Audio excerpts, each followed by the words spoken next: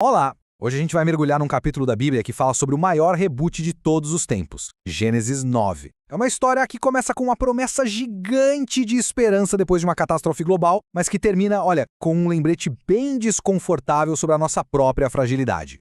Então fica a pergunta, né? Depois que o mundo é praticamente varrido do mapa, como é que se recomeça? O que se faz? Gênesis 9 nos dá uma espécie de planta baixa para esse novo começo, estabelecendo as fundações para a civilização que viria depois. Beleza, vamos entrar de cabeça nisso. A primeira coisa a se fazer depois do dilúvio não era só sobreviver, sabe? Era preciso reestabelecer a missão original da humanidade. A ideia era reconstruir, mas reconstruir com um propósito bem claro. Esse comando é tipo um eco direto do que foi dito lá no comecinho da criação. E isso, é a chave de tudo. Mostra que o dilúvio não foi um ponto final, mas sim um reset. A mensagem é muito clara. Apesar de tudo o que aconteceu, o plano original para a vida florescer e se espalhar continua de pé. E é aqui que o negócio fica sério. A família de Noé recebe uma responsabilidade imensa. Eles não são só sobreviventes, não. Eles são tipo os arquitetos de uma nova civilização. Esse mandato mostra que a história não acaba no desastre. Ela recomeça. E recomeça com uma direção, com um propósito renovado. E claro, mundo novo, regras novas.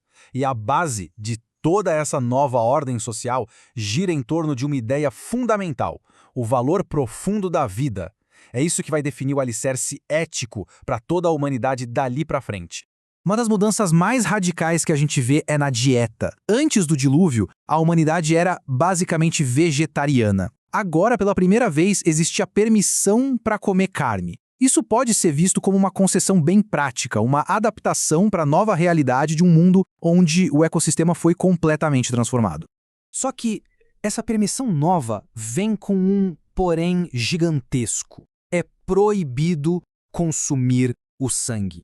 E isso é muito, muito significativo. Na mentalidade bíblica, o sangue é o símbolo da própria vida. Então, essa regra estabelece um princípio ético fundamental. A vida é sagrada e, no fim das contas, pertence ao Criador.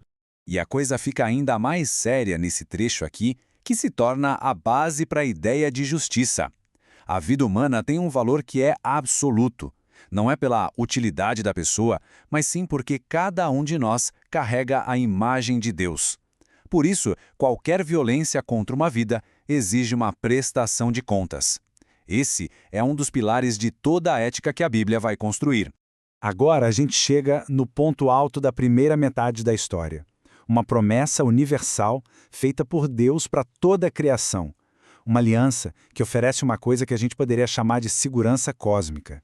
Essa é a promessa, preto no branco.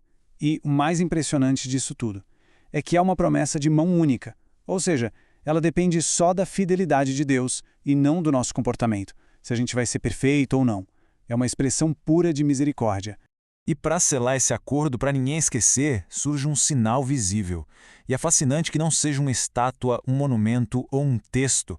É um fenômeno da natureza que, a partir dali, ganha um significado teológico profundo, o arco-íris. Pensem só no peso que essa aliança tem. Ela garante a estabilidade do mundo natural e serve como um lembrete constante da fidelidade divina. A partir desse momento, toda vez que um arco-íris aparece depois da chuva, ele está ali, funcionando como uma reafirmação da promessa. O mundo não vai ser destruído por água de novo. Mas aí, bem quando a gente acha que tudo está resolvido e seguro, a história dá uma virada de 180 graus. Mesmo com uma promessa divina de segurança por fora, o problema interno da humanidade continua lá, intacto. O próprio herói do dilúvio, Noé, revela sua própria fraqueza. E que fraqueza! A sequência de eventos aqui diz tudo. Noé, aquele homem que foi descrito como justo, planta uma vinha e cai bêbado. Mas o ponto central é a reação dos filhos. Enquanto Cã expõe a vergonha do pai, Sem e Jafé agem com respeito, com honra, e cobrem o pai sem nem mesmo olhar. E aqui está a lição mais dura, talvez a mais importante de todo o capítulo.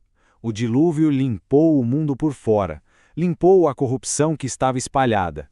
Mas ele não conseguiu limpar a falha interna, a fragilidade que mora no coração de cada um. O problema do mal continua ali. E as consequências disso são gigantescas. Fica muito claro que, mesmo depois de um recomeço divino, a falha moral ainda está presente. Essa história ensina pra gente que uma intervenção externa não elimina a necessidade de vigilância pessoal. A nossa fragilidade é uma realidade com a qual a gente tem que lidar sempre. Então, no fim das contas, a gente consegue juntar as duas metades desse capítulo. De um lado, a gente tem a promessa firme e inabalável de estabilidade divina. Do outro, a realidade teimosa da fraqueza humana. Aqui, a gente vê a tensão central do capítulo. A aliança universal de Deus bate de frente com a queda pessoal de Noé. A estabilidade cósmica, garantida pelo arco-íris, existe lado a lado com a fragilidade moral que cria problemas por gerações. É a misericórdia divina encarando a nossa necessidade constante de vigilância. E essa talvez seja a ideia mais poderosa de Gênesis 9. O arco-íris não significa que o caos acabou. Não mesmo. Ele é um sinal de que a estabilidade e a fidelidade de Deus continuam firmes, acontecendo exatamente no meio do caos, da fragilidade humana e de um mundo que ainda é imperfeito. Isso deixa a gente com uma última reflexão, né? Se a promessa divina garante uma estabilidade cósmica, um chão firme debaixo dos nossos pés, como é que a gente encontra equilíbrio e direção no meio da nossa própria instabilidade pessoal e coletiva? Gênesis 9 não é só uma história antiga. É um convite para a gente pensar nessa tensão que, no fundo, define a experiência humana até hoje.